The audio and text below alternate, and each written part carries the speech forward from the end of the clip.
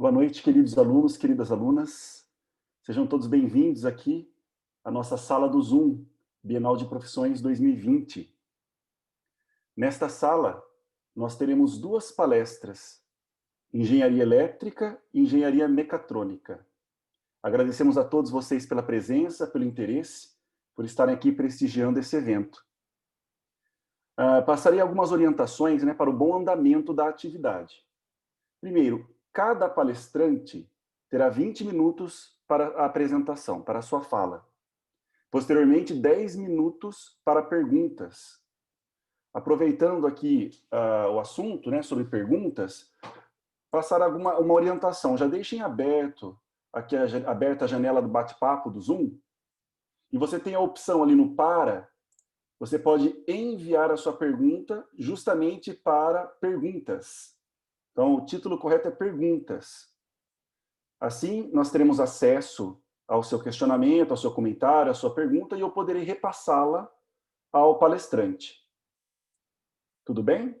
Então, 20 minutos de apresentação e, posteriormente, 10 minutos para perguntas e respostas.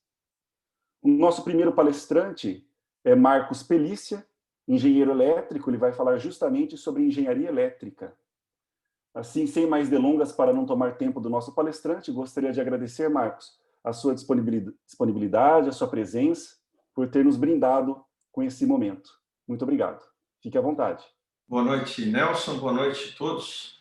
Satisfação grande poder estar aqui com vocês e apresentar um pouco da engenharia elétrica no evento, na Bienal de Profissões.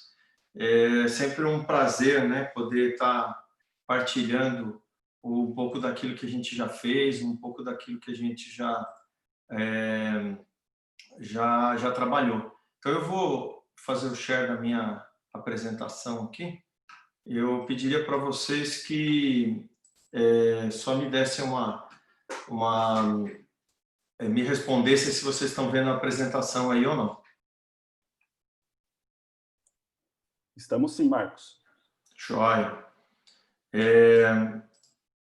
Então tá ótimo. Podemos começar, Nelson? À vontade, Marcos, por favor. Bom, queria começar a palestra me apresentando. Eu sou Marcos Maurício Pelícia. Eu trabalho com engenharia elétrica já há bastante tempo. Sou técnico em eletrônica, formado pela Escola Técnica Professor Everardo Passos, em São José dos Campos, em 1992. Sou bacharel em engenharia elétrica, sou engenheiro eletricista, formado pela Unicamp em 1997. Fiz mestrado também pela Unicamp em circuitos integrados analógicos, consegui meu título de mestre em 2002. A partir desse momento, eu comecei a trabalhar, e sempre em pesquisa e desenvolvimento, na área de pesquisa e desenvolvimento.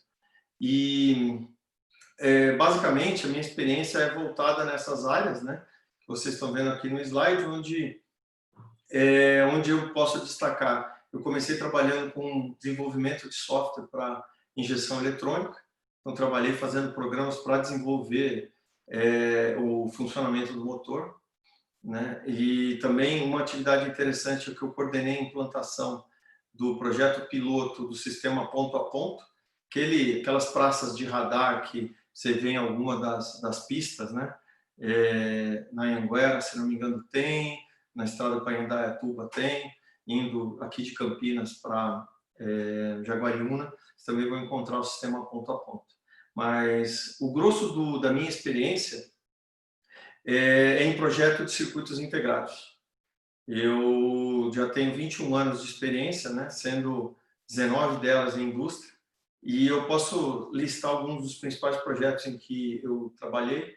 Eu já fiz parte dos times, que fizemos circuitos de monitoramento e interface de redes para carro, ou seja, hoje o carro ele é praticamente uma rede, como se fosse a internet, era uma Ethernet, e a gente fazia os chips que faziam as interfaces de comunicação e permitiam essa comunicação.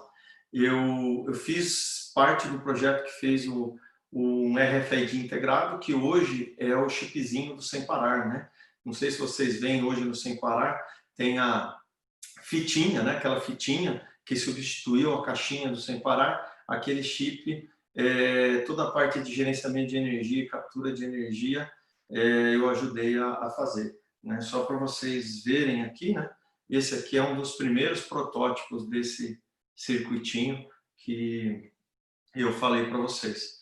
E outra coisa interessante é que eu fiz parte do time que desenvolveu o primeiro microcontrolador a operar aqui a 1 GHz, né? Para vocês terem uma noção, né? Lá no final a gente vai falar sobre computadores dedicados a fazer certas coisas, a dar suporte a aparelhos, né? E conseguir isso aqui, que é uma velocidade de computador, realmente uma façanha.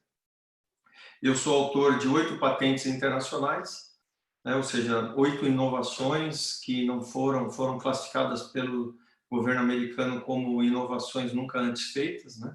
E 3 publicações também em conferências internacionais. Então, basicamente, dentro desses 20 anos, essa é um pouco da experiência que eu tenho para passar para vocês sobre o que é engenharia elétrica.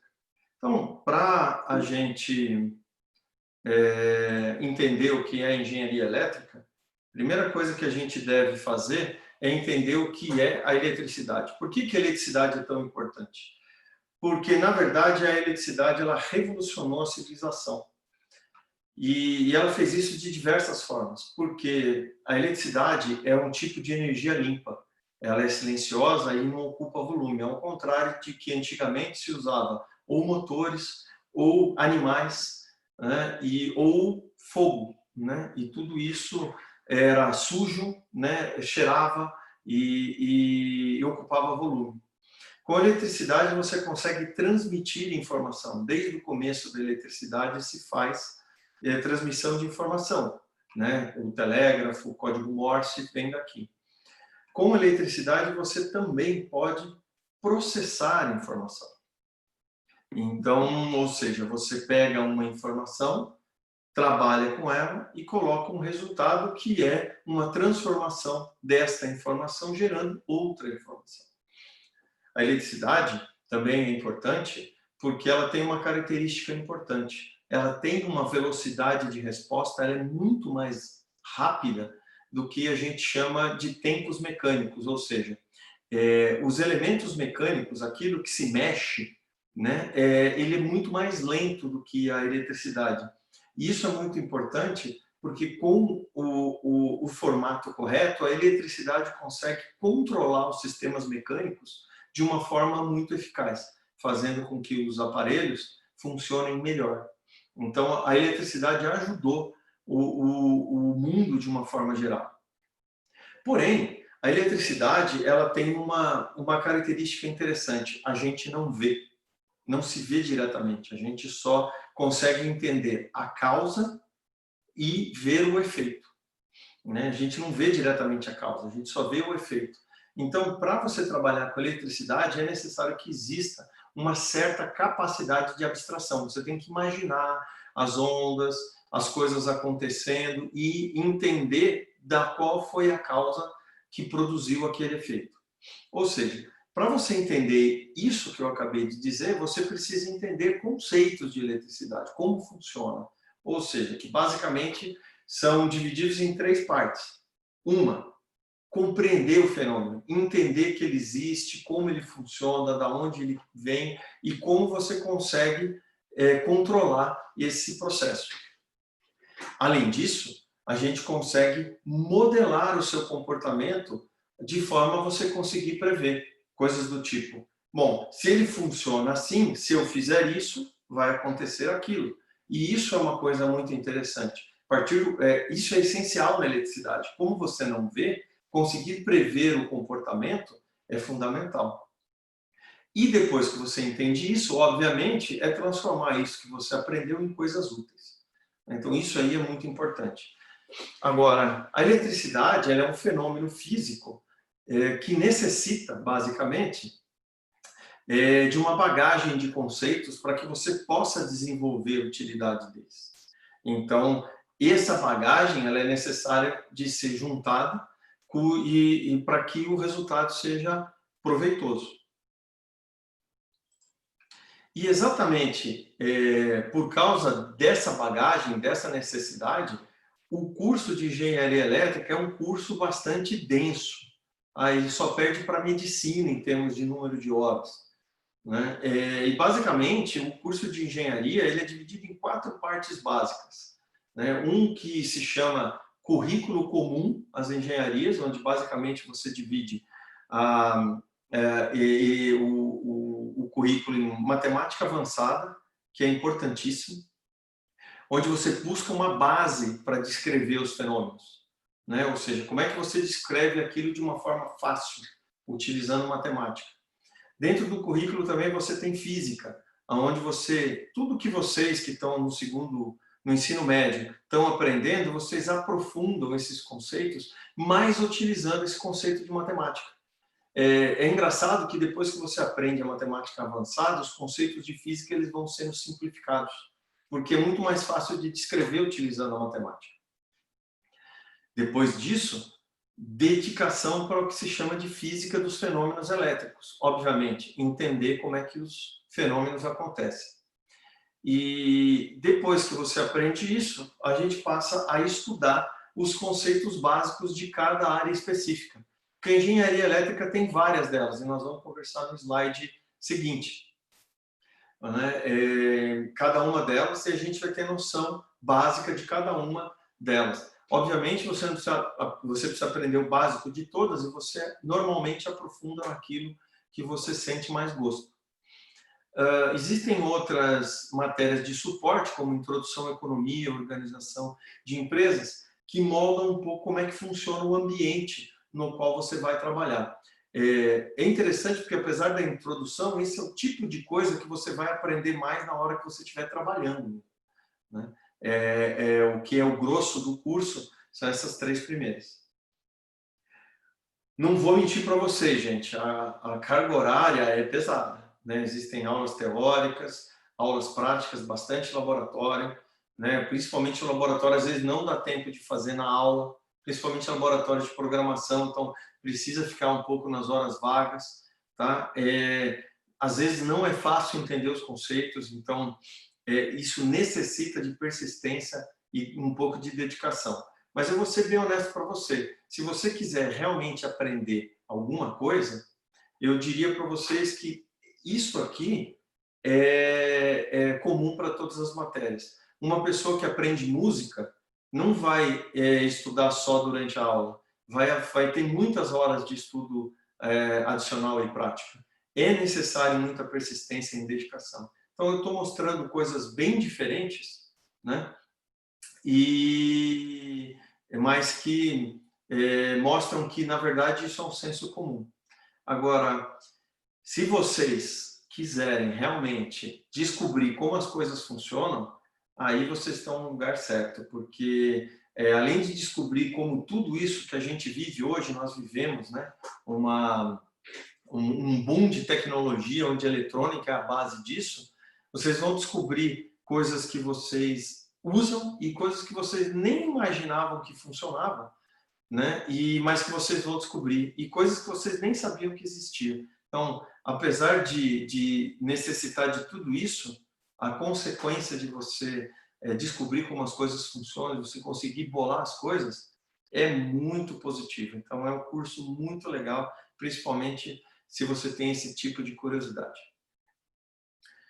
Ok? Então, com isso, nós vamos mostrar aqui os slides sobre as áreas de atuação. Então, são vários slides, na verdade, nos outros anos eu tinha colocado um só, mas como nós estamos online hoje, então eu coloquei algumas figurinhas para ilustrar. Tá? Então, o primeiro deles é o que a gente chama de eletrotécnica, onde basicamente o trabalho é entender como se gera, distribui, né, e a energia elétrica, além de colocar esses sistemas de energia dentro de casa, né, de comércios e de indústria. Trabalha-se muito com conversão de energia também. Então, a parte de motores elétricos, onde vocês podem ver aqui, também é uma coisa que é estudada na parte de eletrotécnica. Hoje, parte do processo de geração de energia solar e eólica também é feito pelo pessoal de eletrotécnica, também junto com o pessoal de eletrônica, tá? Então aqui vocês têm alguns exemplos, né? Os fios de alta tensão que transmitem energia, motores elétricos, isso aqui basicamente é uma planta elétrica de uma casa, e o que vocês estão vendo aqui é uma turbina geradora de energia elétrica. Então, olha o tamanho de uma pessoa perto, né, de uma turbina de energia. Então, mexer com eletrotécnica significa mexer com uma quantidade de energia muito grande. A segunda parte que eu gostaria de mostrar, né, é a parte de eletrônica. Então, basicamente, é o desenvolvimento de equipamentos eletroeletrônicos de forma geral, para as aplicações mais diversas possíveis. Então, aqui eu tenho alguns exemplos, né? Isso aqui é uma foto de uma placa-mãe de computador, né? Então, o engenheiro eletricista desenvolve os circuitos e também desenvolve toda a placa, né? Como selecionar esses componentes, posição, o que eles fazem, como gerenciar termicamente, né? E basicamente também equipamentos eletrônicos, como televisores, que hoje tem um desse aqui dentro, né? A parte de suporte de energia, né? A parte de no-breaks, a parte de geração eólica e solar de energia, né? Aquilo que eu tinha falado antes. Aqui à esquerda vocês veem um módulo de controle de motor, né? Você vê que hoje tudo é eletrônico, praticamente tem um computadorzinho aqui dentro, né? E vocês têm a opção também com a eletrônica de trabalhar com a parte de circuitos integrados, né? Que é o desenvolvimento da eletrônica. Ela evoluiu. Quando eu comecei a trabalhar, tudo isso eram componentes. Para você fazer eletrônica, você usava esses componentes. Hoje a coisa diminuiu de tal tamanho que parte do trabalho de eletrônica é você desenvolver os chips que estão aqui dentro. Então, basicamente, é fazendo esse tipo de coisas que eu trabalho, é isso que é a minha função hoje como profissional. Tá? Eu sou projetista de circuitos integrados. Outra área de atuação é a parte de telecomunicações, onde basicamente você trabalha com transmissão de informação, né? De várias formas possíveis, ou vozes e dados através do celular, ou radiodifusão, né? Rádio e TV, ou a parte de rede de telefonia celular grossa hoje através de salas de controle. Então, bom, basicamente a gente transmite as informações pelo celular, mas tudo isso é juntado em grandes clusters. Então, quando o volume de informação fica muito grande, você precisa ter um tratamento dessa informação para não se perder, né? Para a rede não travar, para o pessoal não ficar parado, né? Esse tipo de situação. Então, quem faz isso é o profissional de telecomunicações.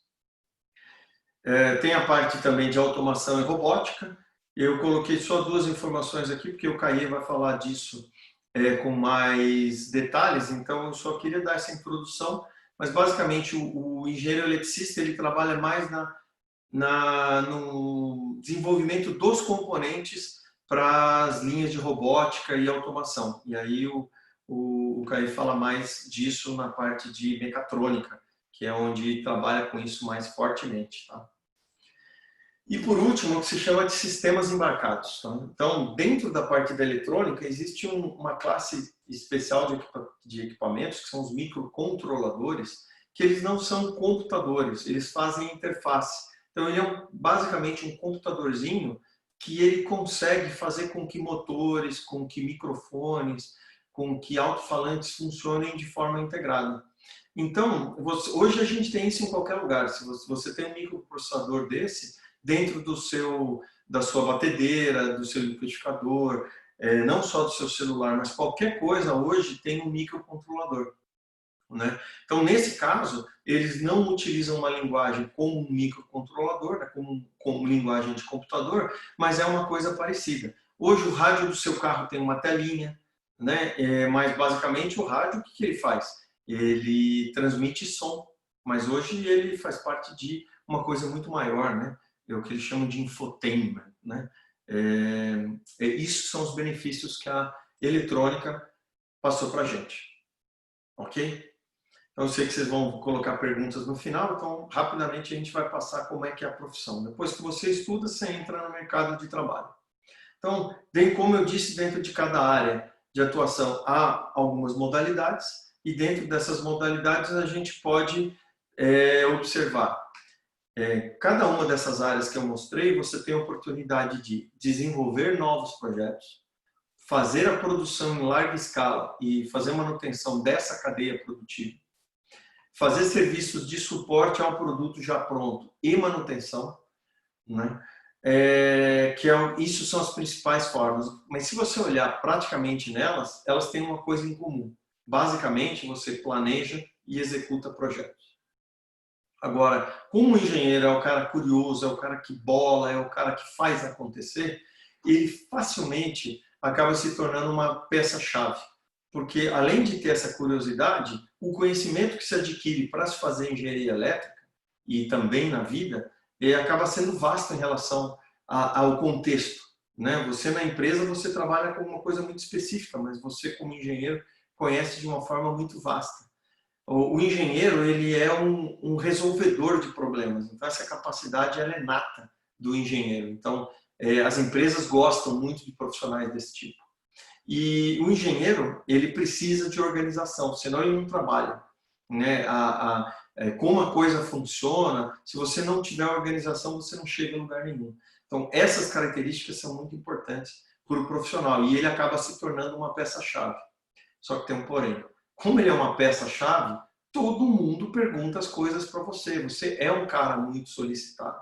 E a empresa conta com você. Ele sabe que você é o cara.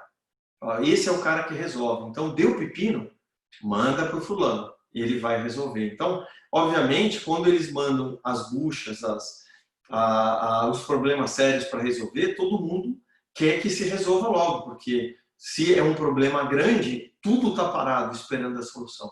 Então, a pressão também é grande. Mas isso é uma coisa que você aprende a conviver com o tempo. Não tem o que fazer, é assim que é, né? Mas, apesar disso, é uma coisa muito gratificante, porque, na grande maioria dos casos, a engenharia elétrica ela trabalha com as tecnologias mais avançadas, né? Só para vocês terem ideia, eu sou projetista de circuito integrado e eu trabalho com tecnologias de 28 nanômetros. 5 nanômetros, nós estamos falando de bilionésimo de milímetro, né? Então são coisas que são muito na fronteira do conhecimento. E por causa disso é onde as nossas ideias novas geram patentes, geram inovações. Então é muito gratificante. Realmente é uma experiência muito legal. Bom, o que é o bom profissional? Obviamente, todo bom profissional tem um bom conhecimento técnico da área em que trabalha. E eu diria para você que essa é a condição fundamental. Se você não tem conhecimento técnico, você não é um bom profissional. E como é que você se destaca? Justamente naquilo que vem além do conhecimento técnico.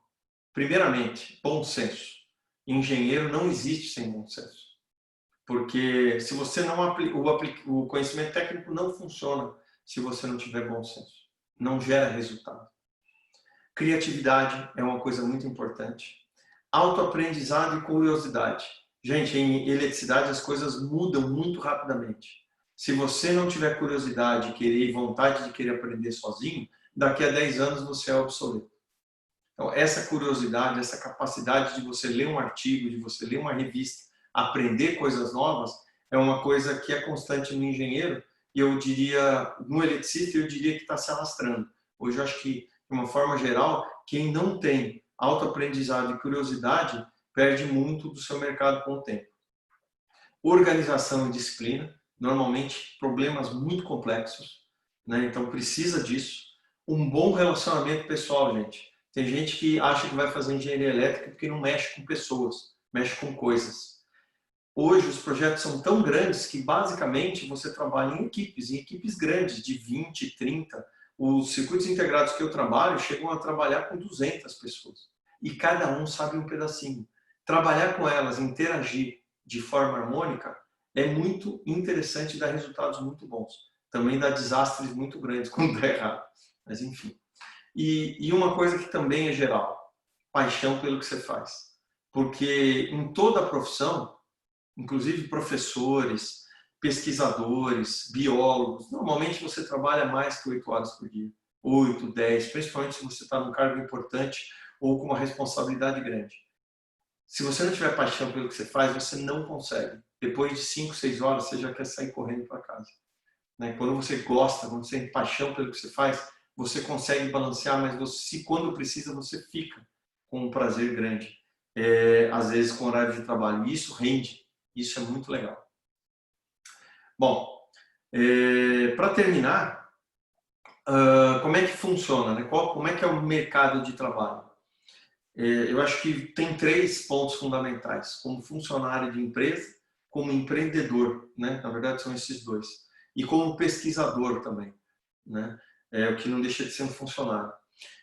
Como funcionário, o mercado nacional está em retração, acho que por causa dessa crise toda que a gente tem visto nos últimos anos, ainda com o Covid, né, houve uma retração no mercado nacional, acho que espera-se uma recuperação impulsionada até pelo empreendedorismo, né, tá? Porém, no mercado internacional, as oportunidades são várias, porque os projetos hoje, eles se tornam cada vez mais complexos, e é muito rápido isso acontecer. Então, para um projeto complexo funcionar, precisa de muita gente que sabe o que está fazendo. Então, se você estudar direitinho, souber o que você está fazendo e usar o que eu disse no slide anterior, a chance de você se empregar é muito grande. Por um outro lado, agora, com essa história do Covid, com os trabalhos remotos, eu particularmente, tenho uma ideia que você não precisa estar em certos lugares para desenvolver certos produtos. Hoje você precisa ter uma boa equipe. Então, por que não formar uma boa equipe aqui no Brasil? Então, a gente estaria em contato com profissões do mundo inteiro, mas desenvolvendo coisas aqui. Isso é basicamente o que eu faço. Eu sou engenheiro de desenvolvimento, trabalho numa multinacional, faço projetos de forma mundial, com equipes que estão espalhadas pelos 4 cantos do mundo. Então, eu diria para você que se você tiver competência e capacidade, você consegue fazer desenvolvimento e trabalhar aqui no Brasil. Por outro lado, você pode ser dono da sua própria empresa. E nesse ponto, você tem ótimas oportunidades, porque basicamente, nós estamos reinventando tudo. Né? Há 10 anos atrás, o celular era um telefone, hoje ele é um computador de bolso. Você revoluciona um patinete, você revoluciona um skate, você revoluciona vários modos de situações. Então, isso é a oportunidade de você fazer várias coisas. O correio hoje, o sistema de entregas hoje, tem gente fazendo, vai começar daqui a pouco a fazer sistemas de entrega com drones. Isso revoluciona o sistema de entregas. Então, essa mudança do modo de pensar é uma oportunidade cheia para quem tem criatividade, então, para quem tem senso de empreendedorismo. Então, eu vejo um futuro muito grande. Agora, em que áreas você deve direcionar a sua oportunidade? Eu acho que esses tópicos, principalmente, que eles chamam de internet das coisas, que é você conectar todos os aparelhos da sua casa à internet, geladeira, fogão, para que ela consiga interagir com vocês, né? Por exemplo, a Alexa, né? É um exemplo de internet das coisas, né? Você conversa com ela, ela te dá informações, onde está o preço mais barato, né? Isso é bem legal. A parte de cidades inteligentes, né? O que são as cidades inteligentes? Controle de tráfego automático, iluminação, você criar atalhos quando tem muito movimento em um certo ponto da cidade, né? Você conseguir medir o fluxo, polícia, né? Observando todos os pontos da cidade para que os policiais sejam mais bem aproveitados e deem uma segurança mais eficiente. São pequenos exemplos do que a gente pode chamar de cidades inteligentes. Energias renováveis é um tópico muito quente, né? Energia solar, energia eólica, energia distribuída, né? Como você conseguir gerar energia sem ofender a natureza é um tópico que nos próximos anos vai gerar muita inovação. A parte de veículos autônomos, né? Dirigir, ter veículos sem precisar de motorista, né? E no fim, o que se chama de eletrificação veicular, que é você retirar os motores a gasolina, os motores a álcool dos carros e transformar esses carros em puramente elétricos, né? Isso eles chamam de eletrificação veicular. Só para vocês terem uma ideia, na Europa eles predizem que em 2030 vão ser proibidos todos os carros movidos a combustíveis fósseis lá na Europa. Então, é uma oportunidade nos próximos 10 anos de muita inovação, de muita coisa boa. Né? Eu acho que, como mensagem final para vocês, que é o que eu queria passar um pouco nessa apresentação, é dar uma informação bem real, bem próximo do que é o dia a dia, para que vocês façam uma escolha consciente. Porque quando a escolha é consciente, né, nada te abala. Mas se a escolha não for consciente, qualquer comentário, qualquer coisa te deixa inseguro, já te balança, né? Graças ao José Stack, que representou muito bem a mensagem que eu queria dizer. Né? Eu não sei se a gente passou muito do horário, eu peço desculpas se eu passei um pouco do horário e queria agradecer mais uma vez a oportunidade de passar um pouquinho do que é a engenharia elétrica. E agora eu fico aberto, se tiver disponível o tempo, a perguntas. Nelson, por favor, fique à vontade aí, o pessoal que gostaria de perguntar. Marcos, muito obrigado pela apresentação. Estamos aguardando aqui as perguntas. Agora os alunos podem se sentir à vontade aqui para enviar a sua pergunta ou seu comentário. Eles vão falar ao vivo ou eles vão mandar pelo chat? Como vai funcionar? Então, na verdade, eles vão mandar pelo chat e depois eu vou repassar. Joia, tudo bem, sem problemas. Eu confesso para você que é uma experiência interessante. A minha primeira palestra online, né? Então não ver o público que está assistindo é uma experiência diferente. Assim, eu dos senti outros anos. diferença também.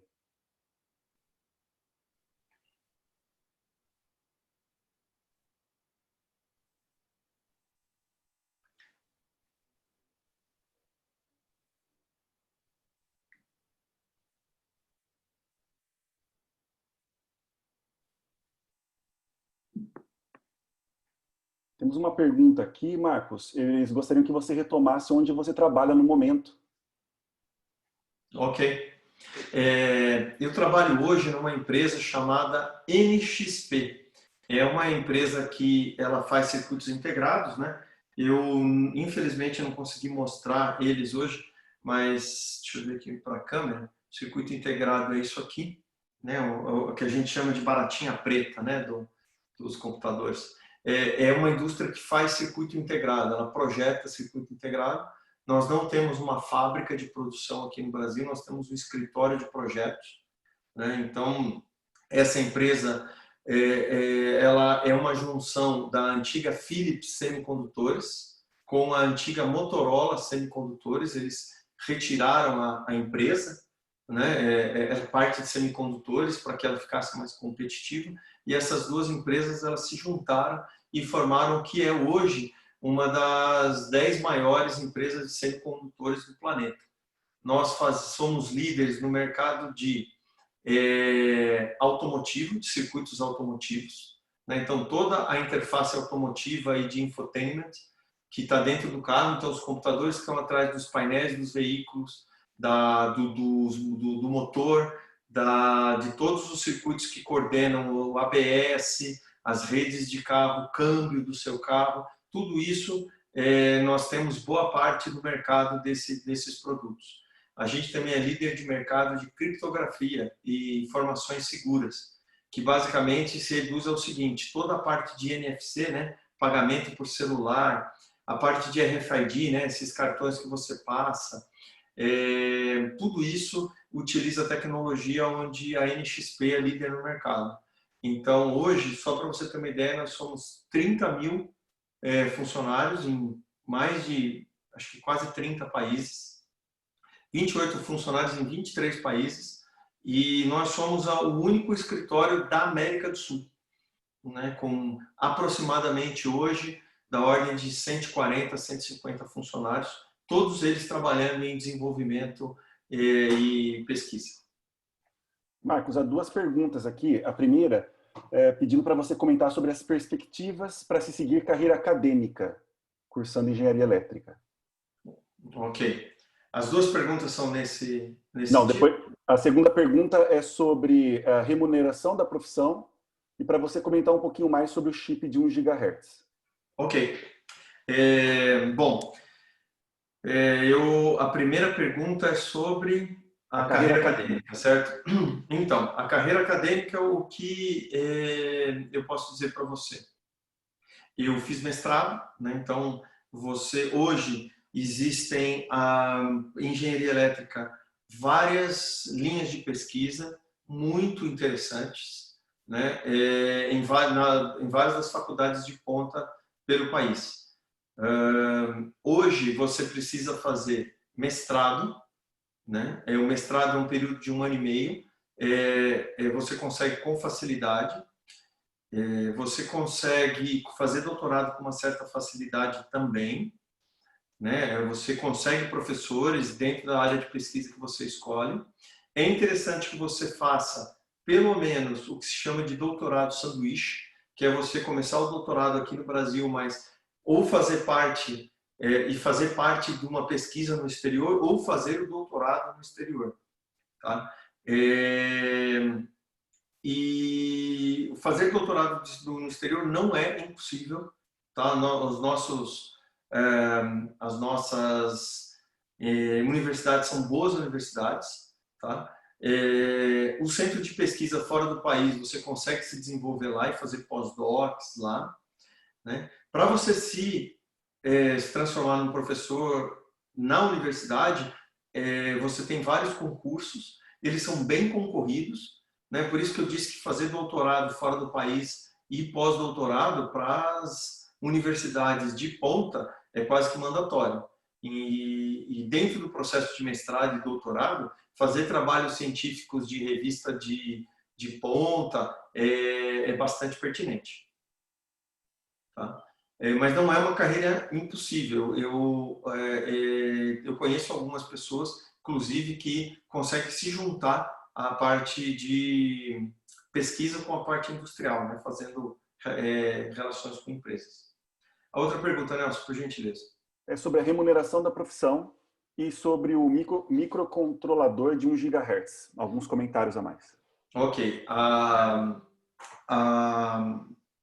Sobre a remuneração, há diversos níveis. Tá? Você depende muito, basicamente, daquilo que da empresa que você trabalha, do tipo de profissão que você tem, se é desenvolvimento, se é produção, se é suporte. Acima de tudo, depende do seu empenho e da sua responsabilidade. Em qualquer das áreas que eu falei para vocês, eu acho que até em outros lugares, o que realmente te dá uma boa remuneração é a responsabilidade que você tem. Eu diria para você que, de uma forma geral, a remuneração ela é boa e, dependendo do que você puder conquistar através da sua responsabilidade, da sua, ela pode passar de boa para muito boa, né? Obviamente, as empresas, o trabalho com vários anos de experiência em níveis mais altos na empresa, como gerenciamento, diretoria, eles têm uma remuneração maior. Mas, por exemplo, eu trabalho no que eles chamam de carreira Y. Eu não sou gerente, eu não sou diretor, né? Ou seja, eu não cuido de pessoas, mas eu sou um especialista técnico que tem hoje o equivalente a uma posição de gerente sênior. Então, em empresas grandes, você consegue fazer esse tipo de carreira em Y e se dedicar tecnicamente. Mas aí, obviamente, pessoas desse tipo precisam provar o seu valor constantemente, porque você tem que exatamente valer o quanto você ganha, né? Numa empresa funciona assim, você vale o quanto você produz para a empresa, né? Então, à medida que você se torna importante para ela, a tua remuneração aumenta, né? Eu diria que é de muito boa para excelente, depois de uns 10, 12 anos de profissão. Falando um pouco do chip de 1 GHz. É uma satisfação muito grande. Nós somos o único módulo nesse chip que foi feito no Brasil, né? Obviamente, eu não fiz esse módulo sozinho, a gente trabalhou numa equipe, né? Eu coordenei a equipe, mas nós éramos em 5 pessoas para fazer esse submódulo, né? Foi uma coisa muito interessante, porque eles tinham uma ideia, e para essa ideia ser possível, eles precisavam de um circuito. e eles queriam saber se esse circuito, que era o que a gente tinha, uma versão anterior que a gente tinha feito, funcionava. E aí a gente falou, não, acho que para a sua aplicação vamos fazer um circuito diferente que ele vai ficar pequenininho e vai funcionar. Então a gente conversou com essa pessoa, que era o responsável técnico que julgava os módulos, e isso foi criando soluções, e aí isso permitiu que a gente fizesse um circuito bem compacto. Nós conseguimos gerar, acho que não lembro se foram 3 ou 4 inovações com esse circuito. Esse circuito foi mandado junto com o produto e ele funcionou sem nenhum problema. Então, é o sucesso de todo engenheiro. A gente não testou, a gente colocou ele no produto, certo? A gente tinha confiança que ele ia funcionar, ele funcionou e graças a ele, logo nas primeiras 2 semanas de teste do chip, a gente já conseguia perceber que ele tinha batido a meta. Então, esse tipo de coisa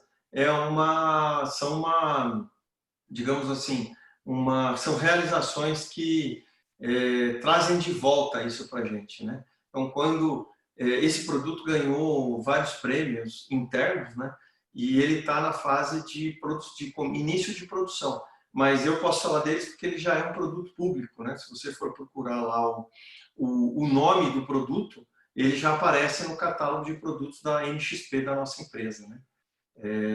É muito satisfatório quando você trabalha num produto que quebra uma barreira desse tipo, né?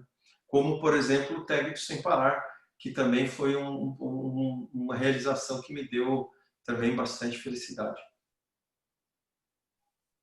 Marcos, gostaria de agradecer profundamente. Infelizmente, o nosso tempo já se extinguiu.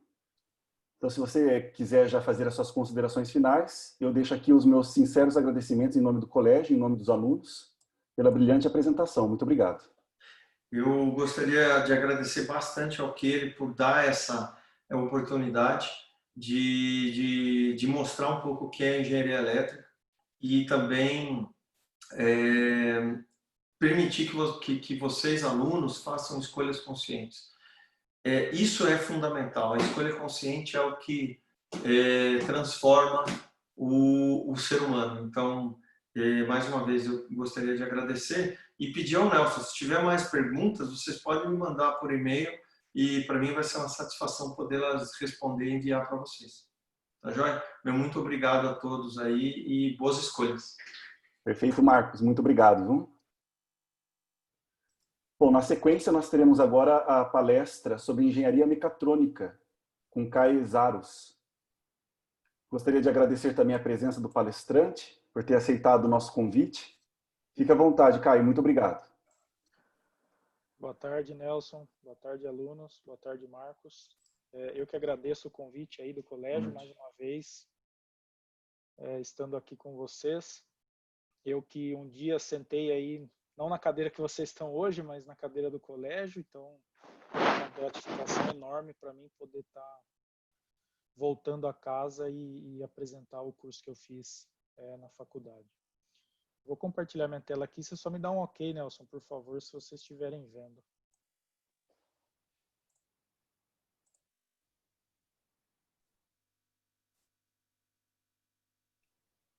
Eu vou começar a apresentação com um vídeo. Se por acaso vocês não ouvirem o som, não tem problema, porque está legendado, tá? Perfeito, Kai. O compartilhamento está ok.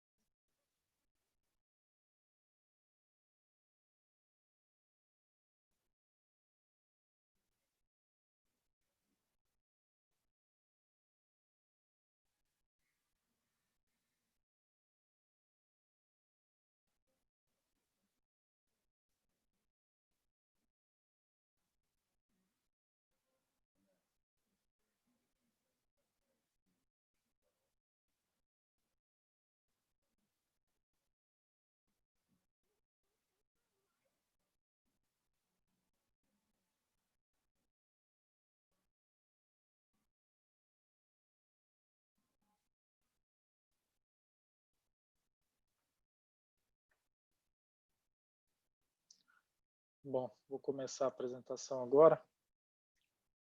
Deixa eu só colocar no modo apresentação. Bom, já dá para ter uma noção aí do que espera vocês, se vocês seguirem o caminho de engenharia, não diria só que engenharia mecatrônica, mas qualquer uma das engenharias. Bom, meu nome é Caíes Aros, né? Eu sou daqui de Rio Claro mesmo. Sou formado em engenharia mecatrônica pela Escola de Engenharia de São Carlos, que pertence à Universidade de São Paulo. Me formei em 2012 na faculdade. Falando um pouco do curso, né, a mecatrônica ela é uma área da engenharia que engloba tecnologias de mecânica, eletrônica e computação, inclusive essa parte que o Marcos falou, né, para fornecer produtos, sistemas e processos melhorados, que hoje são feitos por pessoas e passariam a ser feitos por uma máquina. Se você olhar para a engenharia mecatrônica, ela engloba 4 principais áreas: sistemas de controle, sistemas eletrônicos, sistemas mecânicos e computadores, que são onde estão armazenados os sistemas de controle. Então, se você tiver ali um sistema de controle, um computador, é um sistema digital de controle. Um sistema de controle e um sistema eletrônico é um controle eletrônico. Um sistema eletrônico, um sistema mecânico é um eletromecânico. Um sistema mecânico e um computador é um CAD mecânico. Quando você engloba essas 4 áreas, você tem a engenharia mecatrônica como centro de tudo isso. E no anel preto que está em volta da imagem, eu vou falar disso um pouco depois, mas são as áreas onde o engenheiro mecatrônico consegue atuar no mercado de trabalho. Caí, só uma dúvida. Você está compartilhando uma tela? Porque nós estamos vendo ainda o filme, o vídeo. Desculpa, eu acho Não, que eu sem problema. compartilhei só o vídeo. Eu volto, peraí, só um minuto. Sem problema. Tô meio perdido aqui no Zoom ainda, desculpa, pessoal.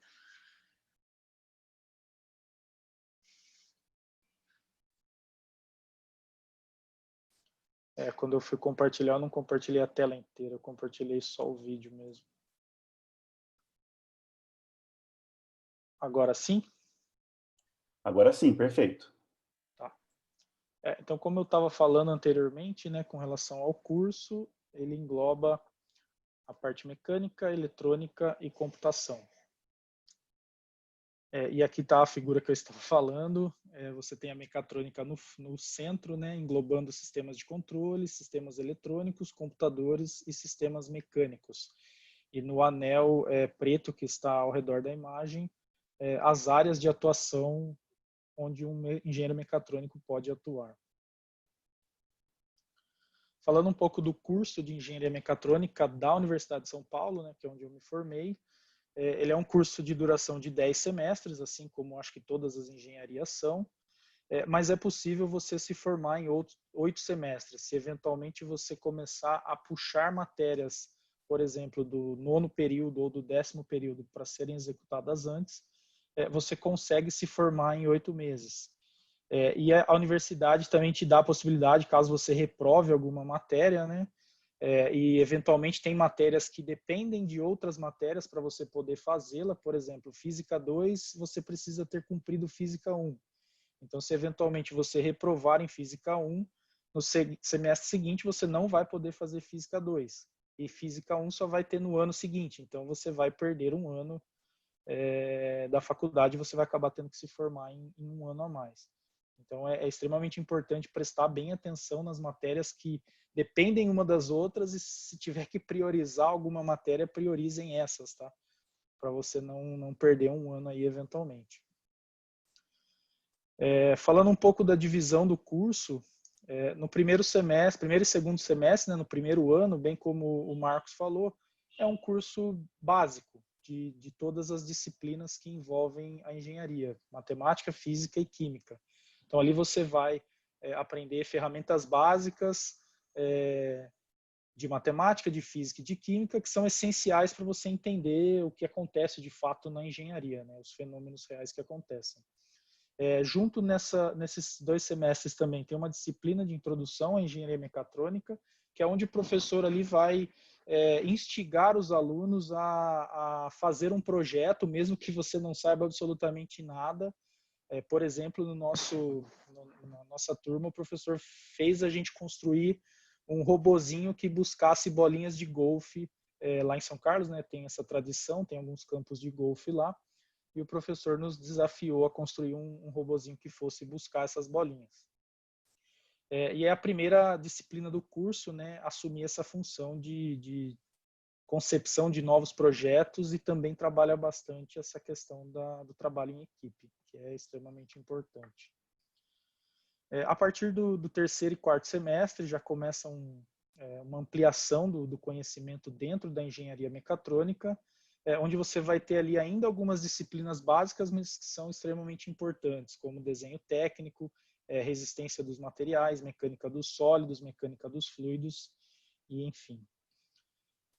Já nos 2 anos subsequentes, no quinto, sexto, sétimo e oitavo semestre, é onde você vai começar a se desenvolver como um profissional de engenharia mecatrônica. Ali você vai se aprofundar nas áreas de mecânica, eletroeletrônica, bastante do que o Marcos falou, e também na área de programação. O curso de engenharia mecatrônica da Universidade de São Paulo, ele é bastante focado na mecânica. Eu diria que 50% do curso, mais ou menos, é focado em mecânica, uns 30% em eletroeletrônica e uns 20% em programação.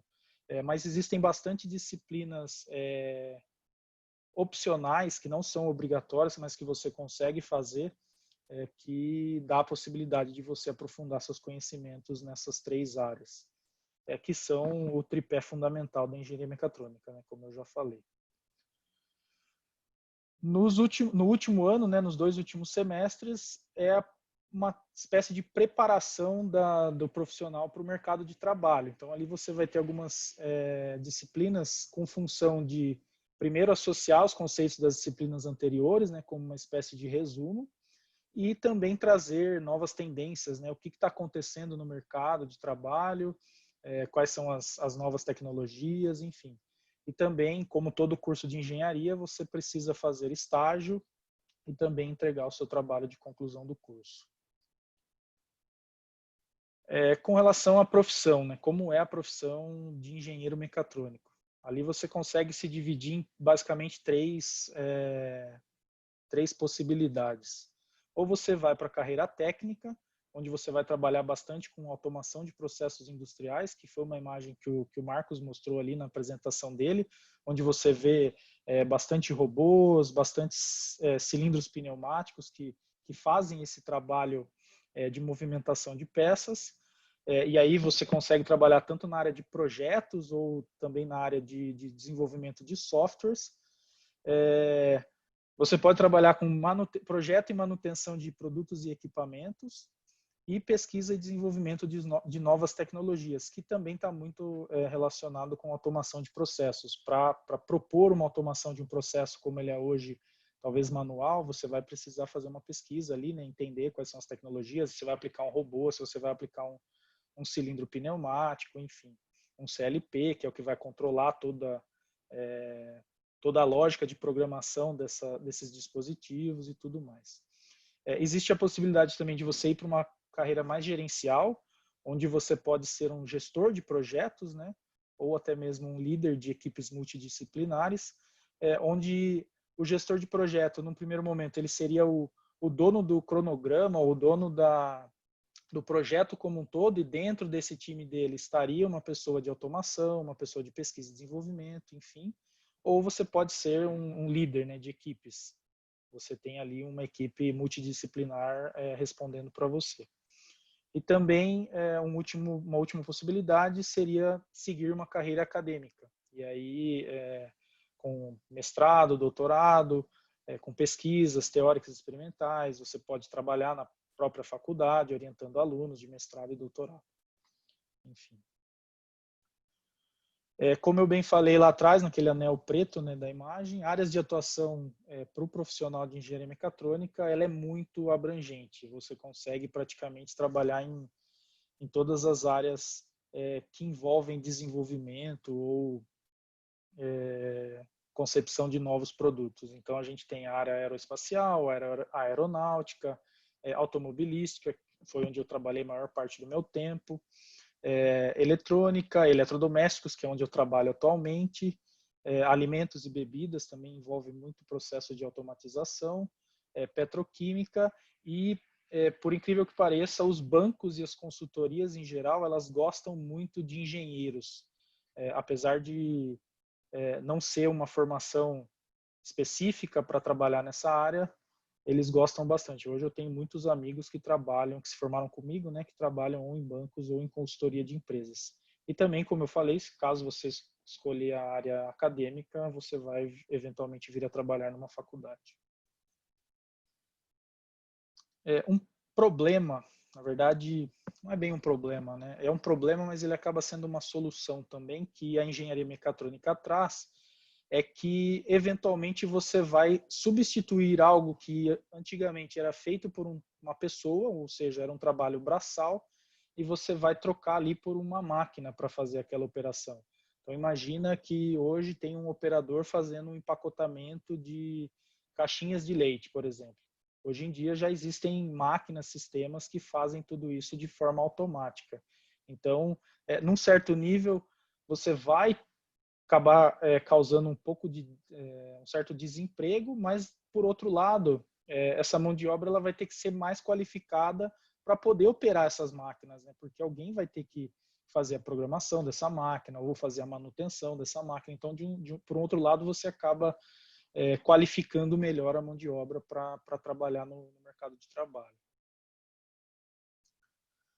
Bom, eu vou repetir bastante do que o Marcos falou aqui, né? Mas o perfil de bom profissional ele acaba sendo o mesmo. Acho que não só para engenharia mecatrônica ou para engenharia elétrica, mas hoje em dia o mercado de trabalho ele exige muito dos profissionais. Então acho que essas características aí elas são assim o mínimo para todos os tipos de profissão. Então, olhando só para engenharia mecatrônica, né, você precisa ter bons conhecimentos de mecânica, eletrônica e computação, e essa bagagem é o que a faculdade vai te dar. Lógico que algumas coisas você vai ter que aprender sozinho, né, você vai ter que correr atrás. Esse é o segundo ponto, né, ter uma postura proativa, então não se limitar àquilo que a faculdade oferece, ter bastante curiosidade de correr atrás de coisas novas, coisas diferentes é sempre importante. Uma postura bastante confiante, né, para lidar com os problemas e criativa. Tem que ser um profissional bastante organizado, saber planejar e saber se expressar perante os problemas, né? Capacidade de liderança, no caso de você decidir ser um gestor de projetos ou um líder de equipes. Como o Marcos falou, tem que saber trabalhar em equipe, os projetos são grandes, envolvem muitas pessoas, você tem que saber lidar com pessoas de diferentes perfis aí e saber ter jogo de cintura para lidar com isso. É importantíssimo conhecimento em outros idiomas, principalmente o inglês. Acho que hoje o inglês ele é o básico do básico, né? Você tem que saber inglês e estar sempre em busca de novos conhecimentos, né? Nunca ficar parado. Então, não se limite àquilo que a faculdade te ensina, né? Como eu já falei. Falando um pouco da minha carreira, né? Eu iniciei trabalhando numa empresa de automação industrial em Araras, como estagiário, e ali eu fazia desenvolvimento de pequenos projetos elétricos e mecânicos, e quando eu estava ali, mais ou menos no fim do meu estágio, já comecei a trabalhar com alguma coisa de software também. Fui efetivado como consultor técnico comercial, trabalhava com desenvolvimento de propostas para empresas do ramo automotivo. Essa empresa ela trabalhava bastante com projetos de empresas que produzem peças para carro, e também trabalhava dei continuidade, né, apesar de ter mudado de área, eu dei continuidade no desenvolvimento de software. Um pouco mais para frente, eu fui promovido a uma posição de analista de projetos, foi quando eu me formei na faculdade. Continuei com a atividade de desenvolvimento de propostas técnicas e comerciais, mas aí eu passei a gerenciar equipes de projeto. Então, aqueles projetos que inicialmente eu tinha feito a proposta e eventualmente viraram um projeto, a empresa comprou de fato o serviço da empresa que eu trabalhava, eu acabava sendo o gestor responsável por todas as atividades daquele projeto. E mais futuramente, depois que eu já estava formado ali, 1 ano de formado, eu fui finalmente, primeira vez que eu fui efetivado como engenheiro de fato. Mas eu continuei executando as mesmas atividades, só foi uma promoção por merecimento mesmo. Aí eu recebi uma proposta de uma outra empresa, uma empresa do ramo automotivo, que era cliente dessa empresa que eu trabalhava, né, de automação industrial. A gente tinha feito um projeto para a Eldor na época e despertei interesse dos gestores da Eldor e eles acabaram me fazendo uma proposta, então eu fui para lá, é uma empresa que fica em Indaiatuba. Eu fui basicamente fazer a mesma função, só que em projetos muito maiores, né? Em projetos já direcionados diretamente para a montadora. Então, nessa ocasião aí, eu trabalhei em 2 projetos, um para a Fiat e um para a Nissan. 1 ano depois, quando eu já estava nessa empresa, surgiu uma oportunidade dentro da área de engenharia de processo e automação, que era bastante relacionada, né, com o que eu fiz na faculdade, com o que eu estudei na faculdade. Eu acabei aceitando, entendi que era uma oportunidade ali para eu me desenvolver ainda mais.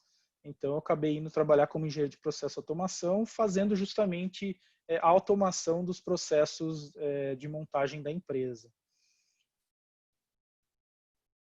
Passou-se mais 1 ano e eles me fizeram um novo convite para voltar a trabalhar como engenheiro de projetos, que eles tinham fechado 2 projetos, 3 projetos, na verdade, um com a Renault, um com a Ford e um outro com a GM, e não tinha ninguém nessa posição, desde que eu tinha deixado anteriormente, ninguém tinha assumido, tinha uma pessoa lá levando as atividades da forma que dava, então eles me fizeram esse convite para eu voltar a ser responsável por essa posição.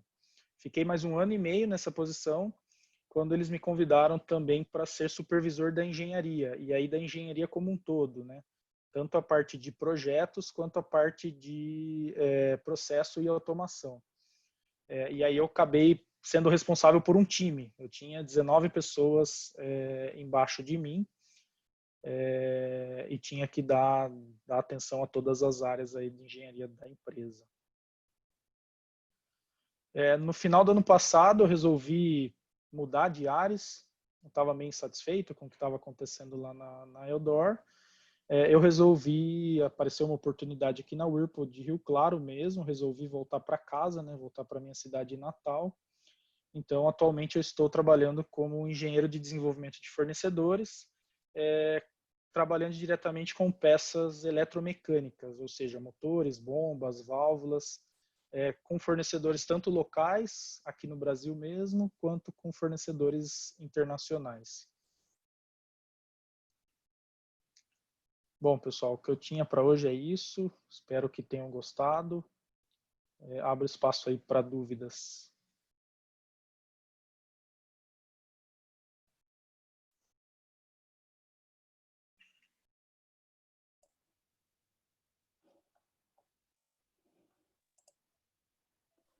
Muito obrigado, Caio, pela apresentação.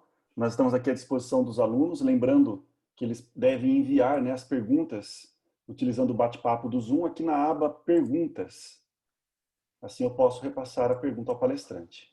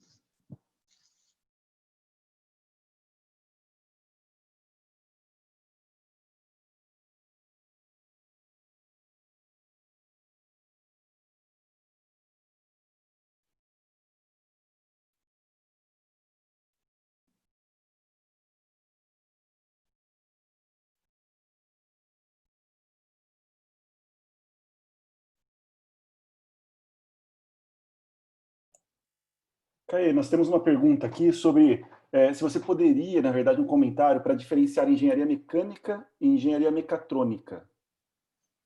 Tá. Engenharia mecânica, na verdade, ele é uma parte da engenharia mecatrônica, tá? O engenheiro mecânico ele vai estar mais preocupado ali em desenvolver toda a parte mecânica, por exemplo, um braço robótico. O engenheiro mecânico não vai estar preocupado com a programação desse braço robótico ou com a especificação elétrica dos motores, servomotores que vão movimentar esse braço robótico. Ele vai estar preocupado se o braço, primeiro, suporta o peso que ele foi desenvolvido para trabalhar, as velocidades com que ele vai poder trabalhar. Então, o mecânico ele está preocupado pura e simplesmente com características mecânicas do componente, ao passo que o engenheiro mecatrônico ele já olha para o item como um todo. Então, tanto a parte de especificação de motores, depois a parte de programação, como vai ser a programação desse robô, como que eu faço para ele ir do ponto A até o ponto B. O engenheiro mecatrônico ele vai estar olhando para tudo isso. Então, assim, a engenharia mecatrônica ela é de uma forma mais geral, mais genérica, lógico que o engenheiro mecânico ele é muito mais especializado para fazer esse desenvolvimento, mas o engenheiro mecatrônico ele consegue, de uma certa forma, trabalhar com isso também. Não sei se a dúvida foi esclarecida.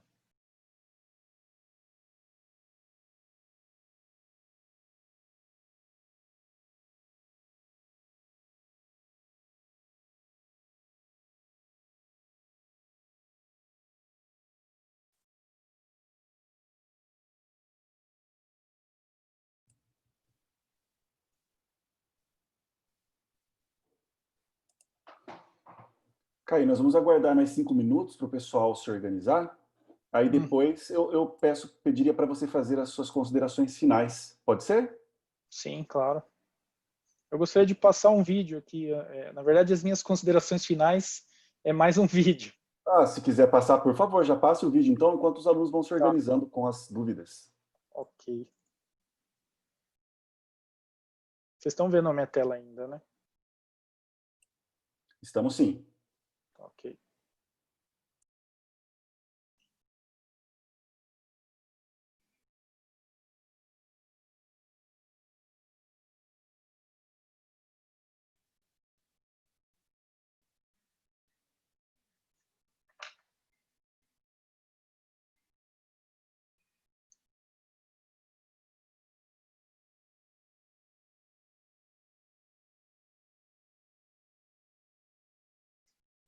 Deu para ouvir o som aí, Nelson? Porque eu acabei esquecendo de colocar a legenda.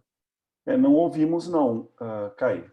Eu vou pôr de novo, então, como é rapidinho, não tem problema. Claro.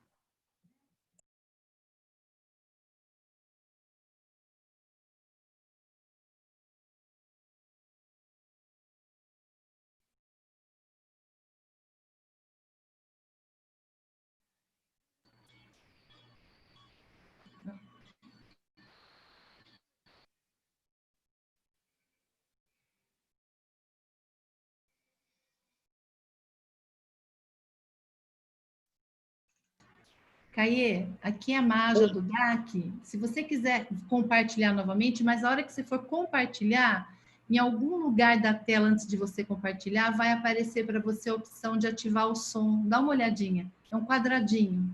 Tá, deixa eu procurar aqui que eu tô meio perdido nesse. Cancela o compartilhamento.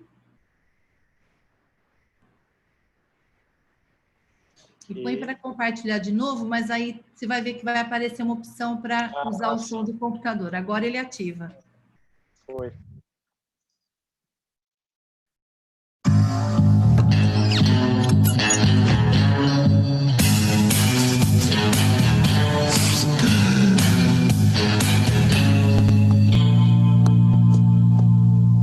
Hi, I'm an engineer. Code blue. I repeat, code blue.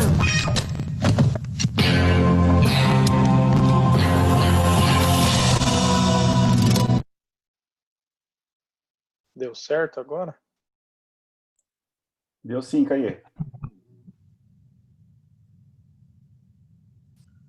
Beleza, pessoal. Se tiver mais alguma dúvida, estou à disposição aí.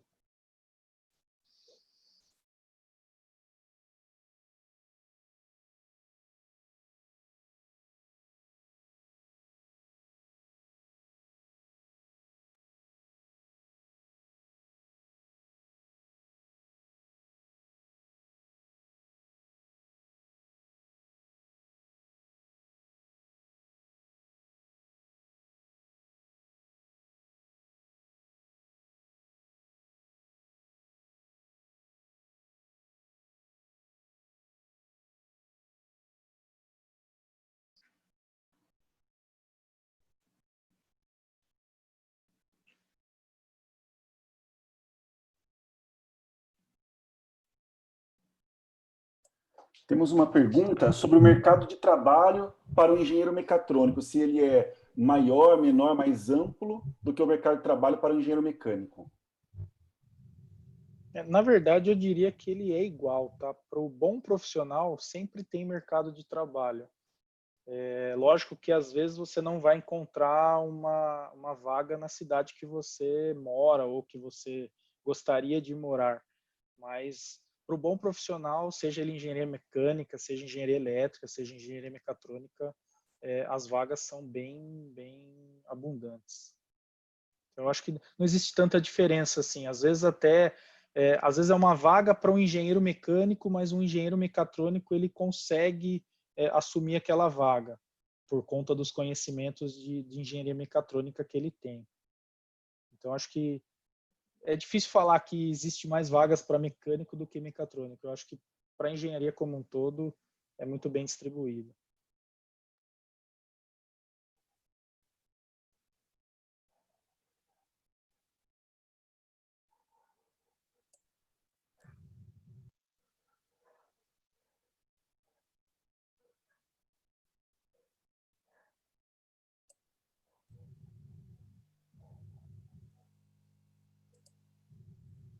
Perfeito, Caê. Não temos mais perguntas. Se você quiser fazer as suas considerações finais, gostaria de agradecer em nome do colégio, em nome dos alunos, também a sua brilhante apresentação. Muito obrigado. Eu que agradeço a oportunidade, Nelson. Manda o meu obrigado aí para o Melão mais uma vez pelo convite e Com agradeço certeza. aos alunos aí pela atenção. Obrigado, pessoal.